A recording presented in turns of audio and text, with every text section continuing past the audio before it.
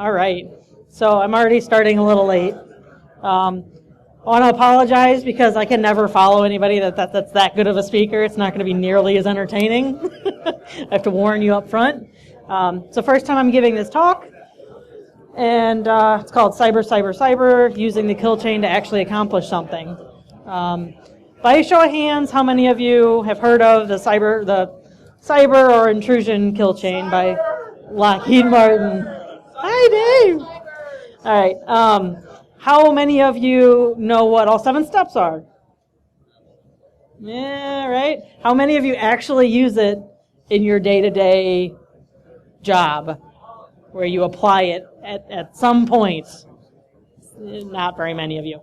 So a lot of our customers, so some of the stuff I do is a lot of defense work with Splunk and our customers. A lot of our customers want to use that cyber kill chain to create monitoring and alerts around those 7 steps. And I was tired of just guessing. There's like the MITRE, John was talking earlier about the MITRE framework, which is great to kind of break things up into. And there's other people that break threats down into different categories, but I hadn't seen any yet that break it down into all 7 kill chain steps.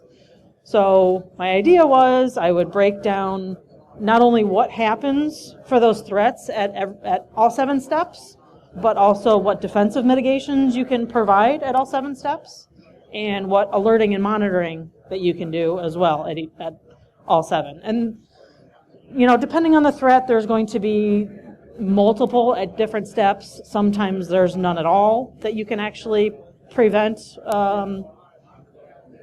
and we'll go over some of that right now. See if I can figure this out. This is actually the part of the slide deck that I'm the most happy about, because I'm really, really bad with anything design related, and you'll see why. It actually looks fairly decent.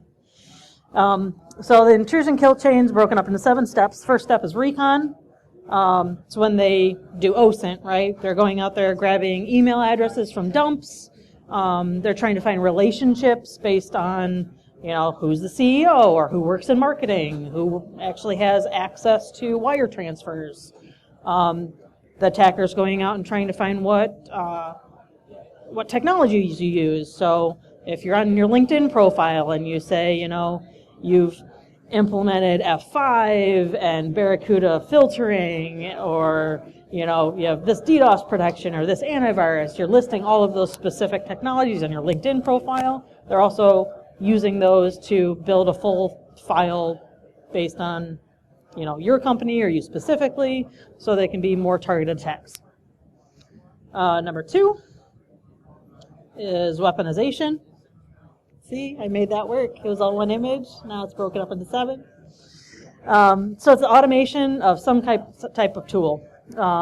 They do, you know, remote access, Trojans, anything like that. That's the tool that they're building in their basement or wherever, that you don't have any view into yet. You know, they're doing that all on their own, just like with the OSINT. You can't really see them doing the OSINT for the most part. So step 2 also is something that's completely out of your hands. Number 3 is delivery. So that's the transmission of the weapon, sending it over email, phishing, that kind of stuff. Drive-by downloads, USB. There's exploitation, which is step 4. That's when the payload's delivered and they're actually exploiting the box. Their code triggers, and, you know, they're actively running something on the inside of your network or outside on something that you control. Installation allows them to maintain persistence in your environment for all that stuff they're going to do later on. Command and control. It's when that thing that they installed is going to talk back to them. It's going to beacon out. It's going to be so they don't have to individually attack one device. It's going to be, you know, centralized management for the bad guys. And then last step is action and objectives, and that's the end. That's their end goal. They're either stealing your information, selling your information, so data exfiltration. They're trying to get rid of it. They're going to wipe your boxes. They're going to do whatever they can as whatever their end goal was. Maybe they've set up like a jump box for a botnet, or to access other boxes in your network, whatever. Number 7's end goal. So that being said, those are the 7 steps. What I wanted to do was break them up into common threats, right? So what are, you guys can shout, I like an active participation. What are some of the most common threats that you worry about if you're a defender day to day? Ransomware. How does the kill chain affect ransomware? That's what this whole talk's about. We're going to do ransomware. So, ransomware, data exfiltration, DDoS, web app attacks, all that kind of stuff that defenders are worried about day to day. I wanted to break up into those 7 steps of the kill chain, make it a little bit easier to give you actionable steps to take, right? You're not just saying, okay, I know I need a firewall, I know I need endpoint protection, I know I need this and this and this. You can actually break it down to, okay, we know we're worried about ransomware. Ransomware is, over the last 4 years, has gone from, I think it was like the 88th or 89th most popular threat to number 4 over the last 3-4 years. So it's everywhere. You know, there's several books out now about how to combat ransomware and about ransomware itself, and people are seeing it all over the place. And not just with that kind of stuff. I know people kind of razz on the Verizon DBIR, but they do have a lot of good overall information. They're basically telling us everything we already know.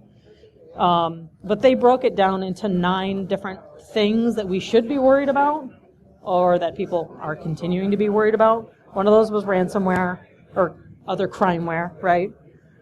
Cyber espionage is on there, denial of service, which is mostly large enterprises. They said 90% is towards large enterprises. Things like payment card skimmers, point of sale intrusions, and everything else. Errors, kind of like the one that took down Amazon. So we're going to break it down into malicious action, defensive mitigation, and monitoring alerting.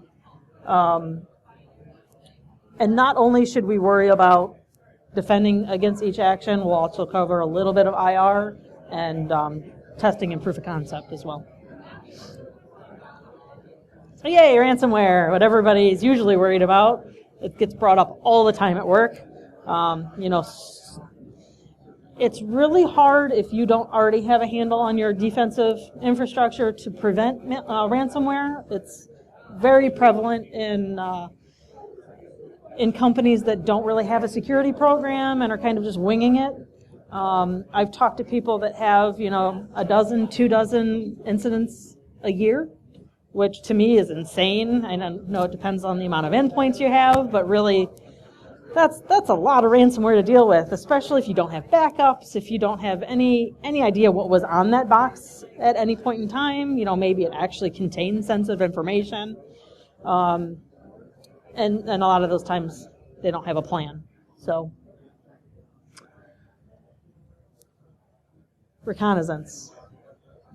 So before, a lot of people think that the first 2 steps, reconnaissance and weaponization, there's not really anything you can do as a defender.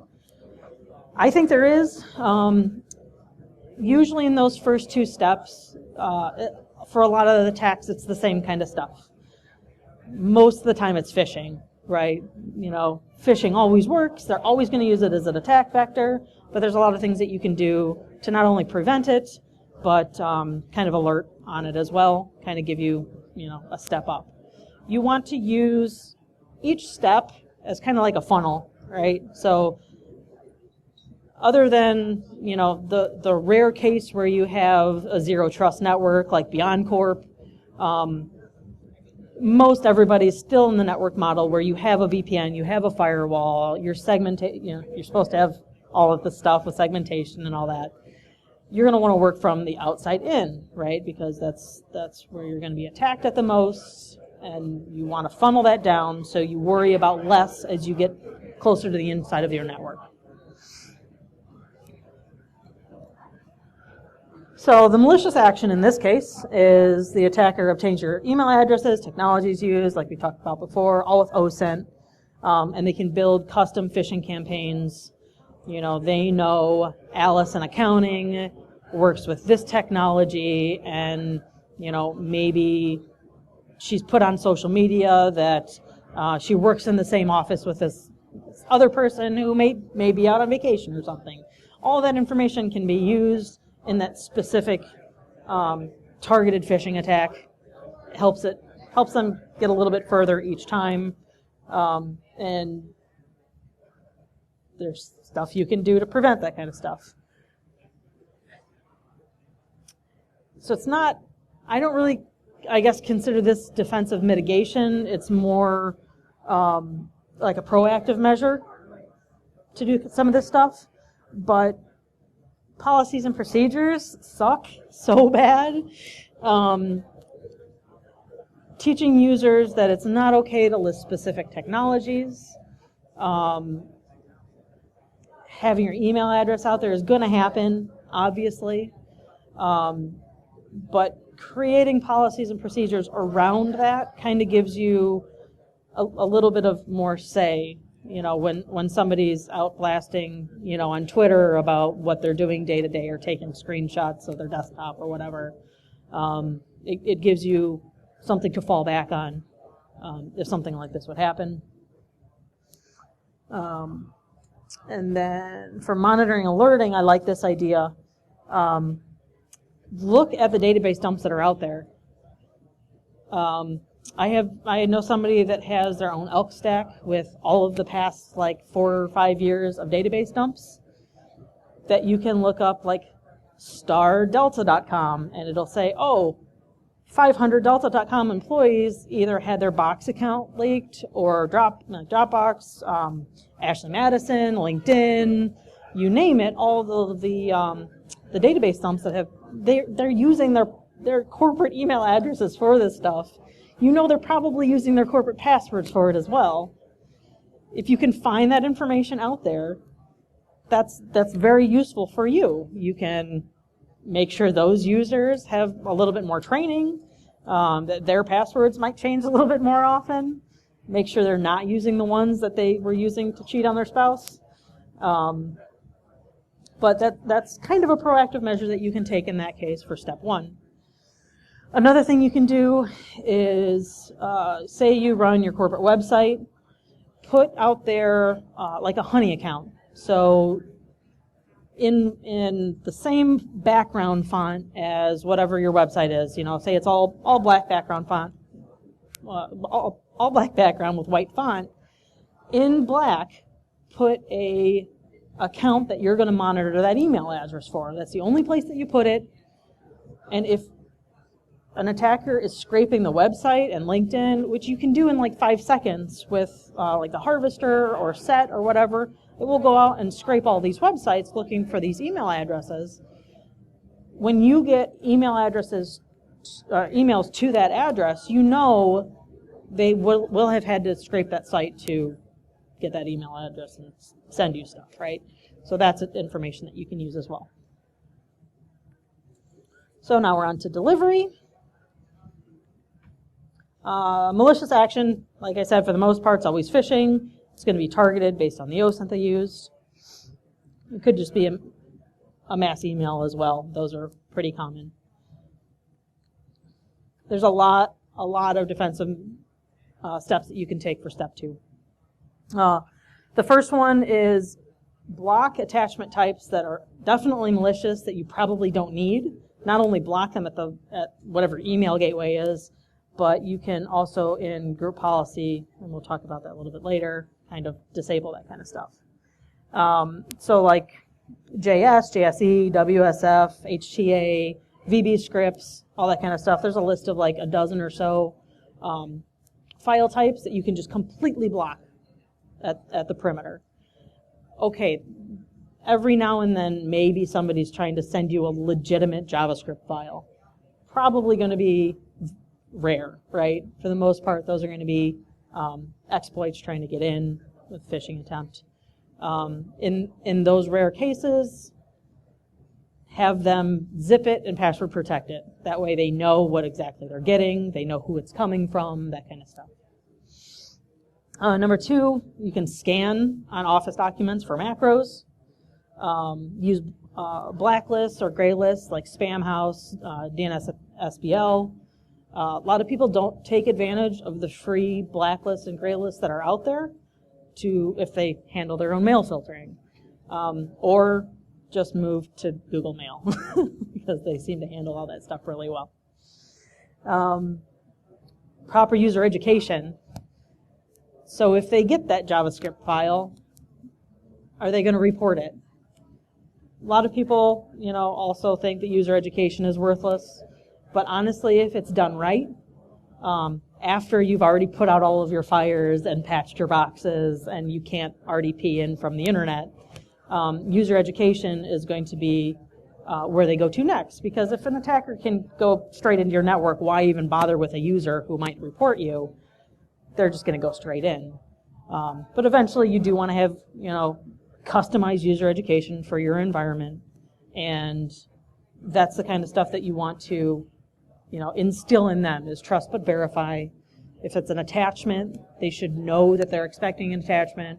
I'm sure stuff you've all heard before, teaching them just to report on stuff is what I always try and talk about, right? Because they're, 100 different pairs of eyes, 100,000 different pairs of eyes, depending on the organization size, that can work just as well as any IDS for stuff that the IDS isn't going to find. If that email gets through and doesn't get flagged on any rule, and it seems weird to them, they should have an easy avenue to report that to. If they don't feel comfortable talking to you or your help desk, they might delete it, sure, or they might click on it just if they're curious. But if they're aware of that's something that's happening, you want them to feel comfortable reporting it to you. Implement ad blocking on all browsers, install extensions across the org. That's always helpful for drive-by downloads and stuff. And for monitoring and alerting on that, flag screensaver files and JavaScript files over 22 and 15 meg. You should never have those anyways. If you're blocking them, then you don't really have to worry about it. But you can still flag them in Outlook or group policy or whatever to kind of, or endpoint solution, whatever you're using, to alert you if they end up on a box somehow, because they should never be above that. I mean, unless you're a developer creating screensavers for a living. And then we move on to exploitation, which is step 3.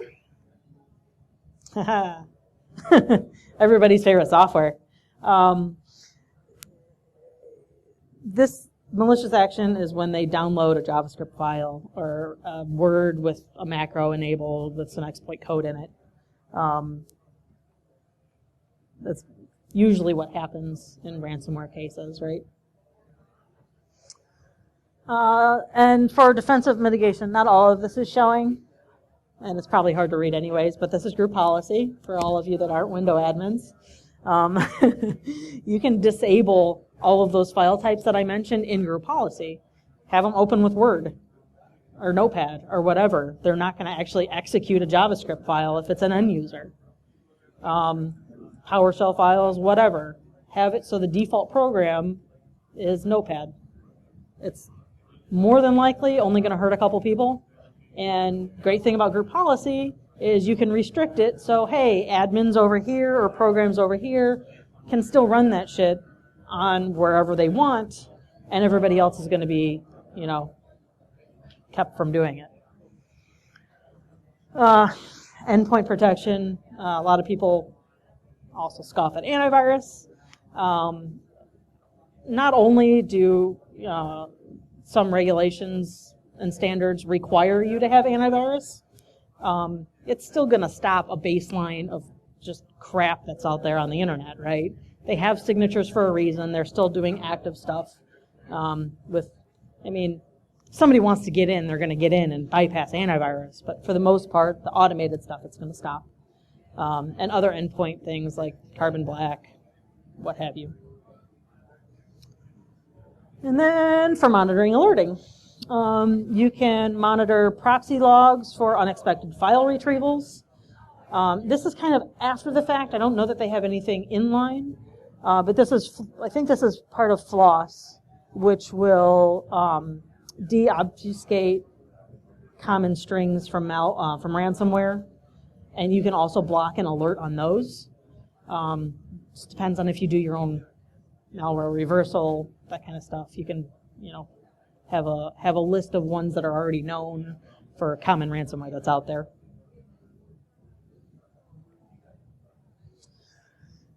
And on to step 4, which is installation. The malicious action is the payload's executed on the end user's device.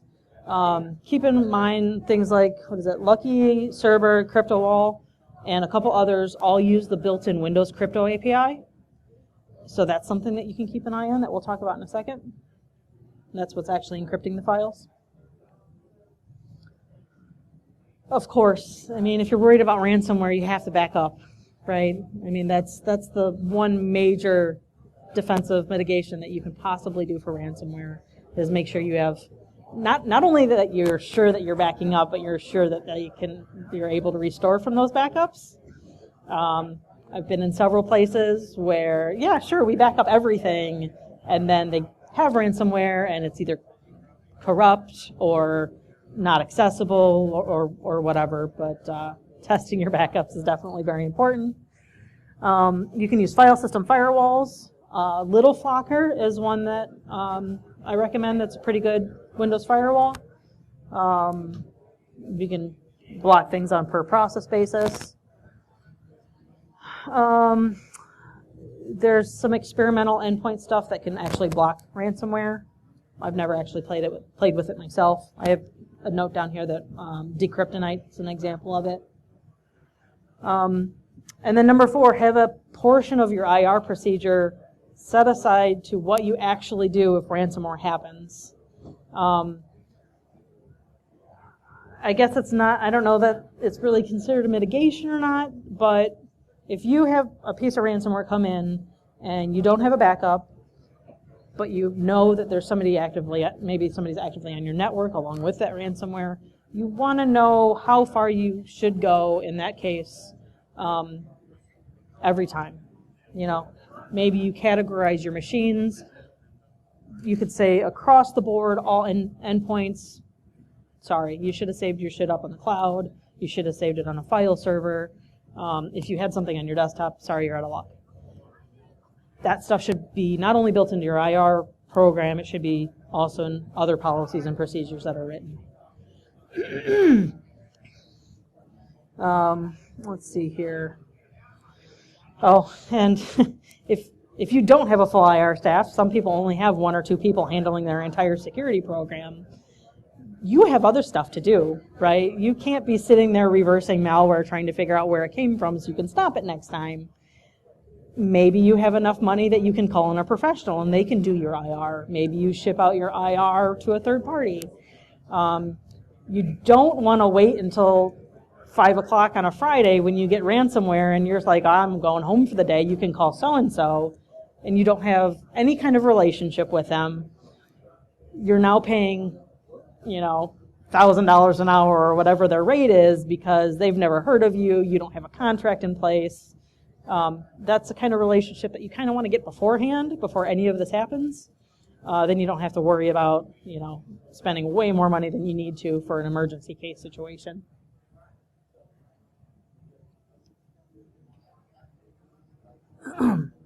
And here's monitoring and alerting for this step.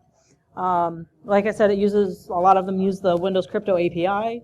You can monitor for spikes in encryption. Like it shouldn't be, encrypting 1 million files a minute on a normal user system. You can alert on that kind of stuff. And another thing that kind of doesn't really have to do with the defensive that I talked about before, but that you can also monitor on, are outgoing domains. So you're going to want to, collect DNS, advanced DNS logging that have an inordinate amount of numbers. Most domains don't have, a random number string in them. That's usually a sure sign of malware, some kind of ransomware beaconing out to like an NX domain or something.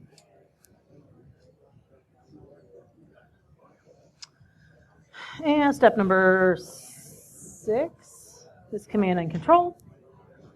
And right here, the malicious action is it's contacting a CNC server to do the key exchange and for the decryption key to be sent to them. And defensive mitigation for this is DNS sinkholes and auto block outbound crap. Right? There's a lot of different sites that will allow you to. Most of them, I don't know. I think half of them are probably paid. But there's, I know SANS has a list of stuff that you can use for DNS sinkhole and just outright blocking. This is where you can use, actually use threat intel, right? Block all that shit at the firewall. You don't want to alert on it. Yeah, this is, I think I took this from SANS. Whole list of known CNC servers that they have. That's constant. This might not be SANS. Malwaredomains.com, maybe? I don't know. I made these like 2 days ago. So, yeah, you can use all of those lists to pull in and just DNS sinkhole them. They go directly to a different DNS server and they're not going outbound. You can also block. Not everybody has to get to the internet. You shouldn't be browsing to the internet from servers. That kind of stuff shouldn't be allowed through your proxy. There's only a certain amount of people and amount of devices in the infrastructure that should be allowed outbound.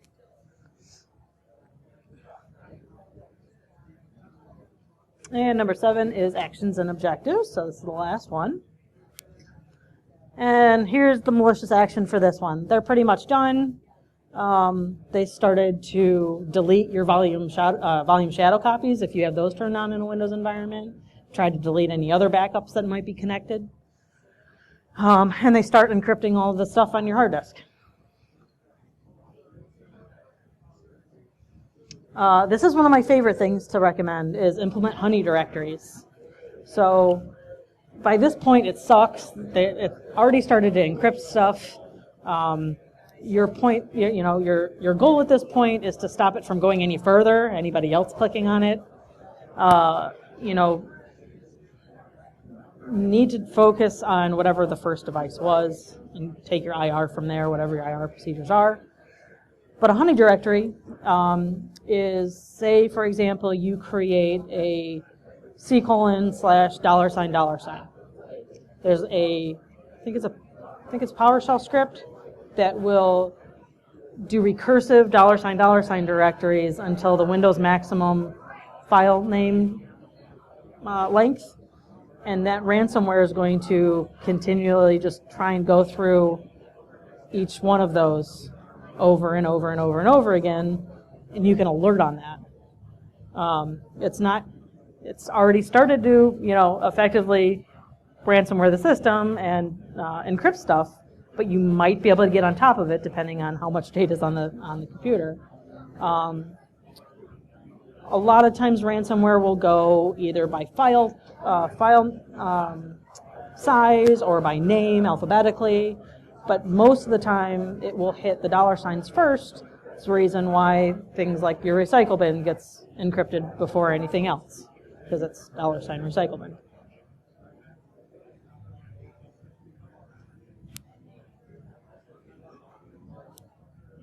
And for monitoring and alerting, can you tell where all of the files started to get encrypted?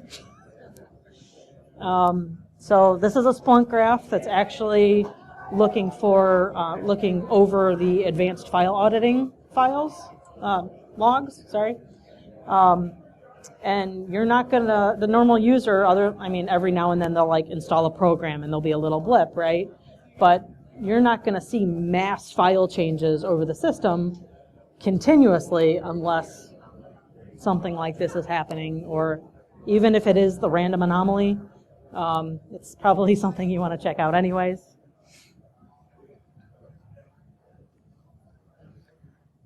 Also, testing and proof of concept. It's something that I struggle with sometimes just because it's hard to sit people down and run through a lot of this. Nobody wants to put ransomware on their network, right? There's other ways that you can mimic it unless you have a full test environment, which I'd love to find people or customers that actually have full test environments that you could do this kind of stuff in. But not everybody's just going to want to stick ransomware on their network so they can test out all of these defenses. But if you have them all broken up into the different levels and you know what it's supposed to look like, you can write a Python script to, modify 1 million files at a time, create, write, read, whatever, modify, and you're going to see the same kind of stuff. You just want to make sure your alerting's working, and the defensive mitigations that you put into place are actually, make sure that IDS rule actually works how you think it does. Don't just blindly put it in place and hope that it's going to work when you actually do get ransomware. And I don't expect you to read this. I just kind of wanted to give you an overview of what I planned on all of these to look at the end. Ransomware is the one I have done the most of on so far. Next up, I'm going to do data exfiltration, privilege misuse, insider threats, whole bunch of other ones, just to kind of put them out there to give people ideas or at least a framework to go on. This one I'll put out there now, but the rest of them won't be until October because that's when I actually have to give training on it. And that's probably when I'll finish it. And that's me and all my stuff. So a little bit shorter than I wanted it to be, but yay.